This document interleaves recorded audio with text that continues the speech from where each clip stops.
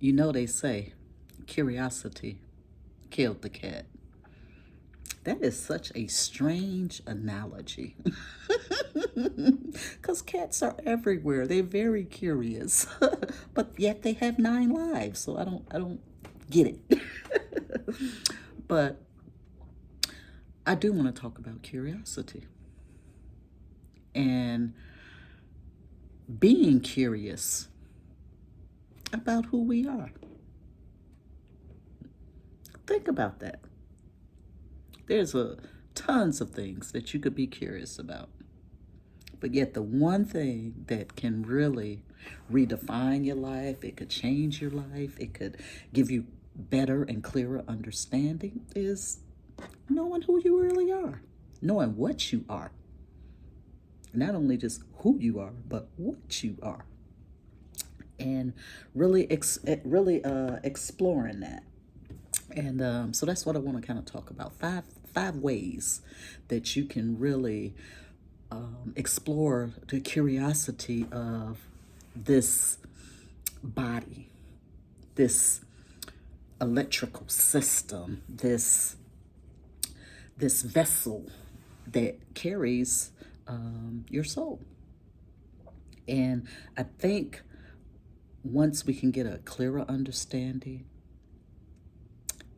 a better understanding of, of again, not only who we are, but what we are, we can start making better choices. We can start living a little healthier and really, really redefining ourselves. That's the bottom line.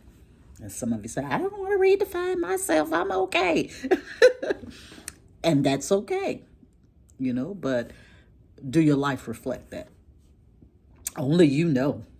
Only you know how you really, truly feel inside, and but really exploring that from a broader perspective, from your other eye, from a different perspective. I guess that's what I'm trying to say. So one of the first things is self-reflection. These are easy and simple tools that you can do. Self-reflect. You know, I am constantly, when things are enter my experience, I'm always asking, how that affected me. I'm always curious about my response to something because it gives me so much information. Oh, you're feeling this way because might be some insecurities of my own. But it's a reason things affect you in certain ways and other things affect you in other ways. Some things can bring you so much joy and just bliss and peace, while other things just brings you anxiety, stress, depression. And once we're aware of why certain things trigger us in certain ways, it can help us deal with it a little bit better and remove um, some of those types of energy.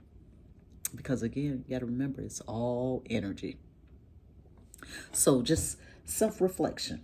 You know, what thoughts and emotions are constantly are you ruminating certain thoughts and emotions, and just really questioning those. You know, don't we have emotions and feelings for a reason, and oftentimes we try to avoid it, we try to downplay it, but the key is to really just process it all the way through, then let it go. So self-reflection is one. Trying new things. I've talked about this a couple of times, that I'm always being mindful and open to trying different things. I mean, that's different things from the way I think. That's different ways of eating food, trying different foods, trying to be around different people. Whatever part of your life you're willing to engage that. Many of us have been on the same program since our existence. We watch the same TV shows that we watched when we were little kids. But we watch the same shows faithfully, with intensity. We eat the same food. Every holiday is the same menu. Every week it could be the same menu. We haven't brought into our existence different types of cuisine. We travel the same road to work. All these are programs. They're programs. And it's up to you to disrupt that program, to be able to experience something different, to be able to broaden your experiences. So, self reflection, trying something new. Mindful memories is another one.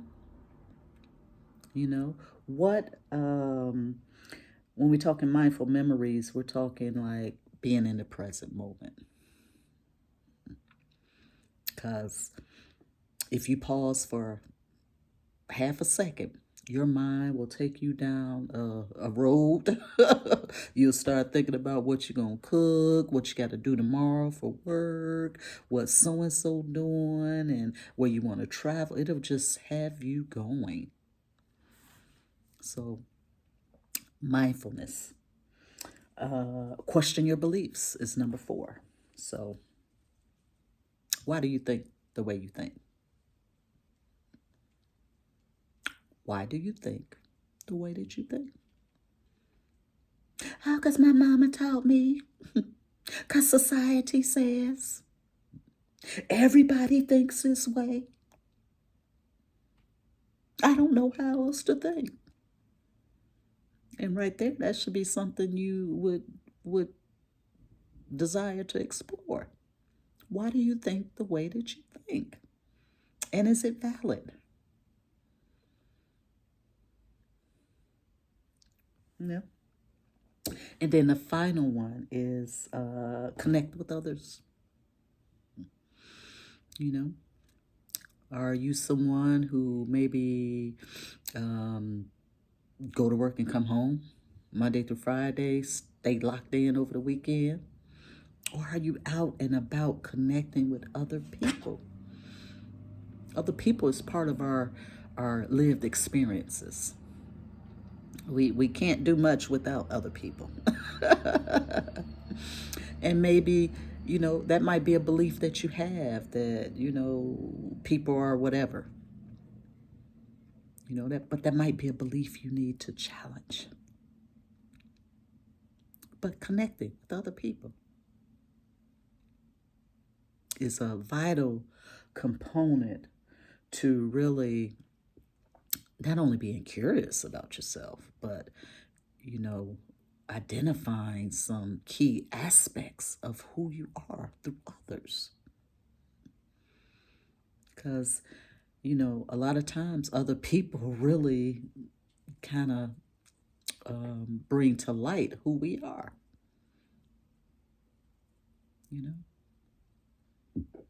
They'll highlight some of those characteristics that maybe we need to work on.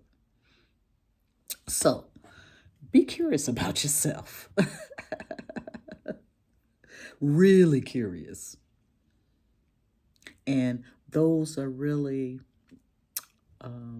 it's a multitude of ways to really tackle this, but just some simple ways that you don't have to do much. A lot of internal. When it comes to questioning your beliefs, that's all internal. Connecting with others, and just mindful moments. Be in the present. The past is behind us. Be in the present moment. Seek that curiosity of who and what you are. Because you're pretty powerful. So thank you for listening.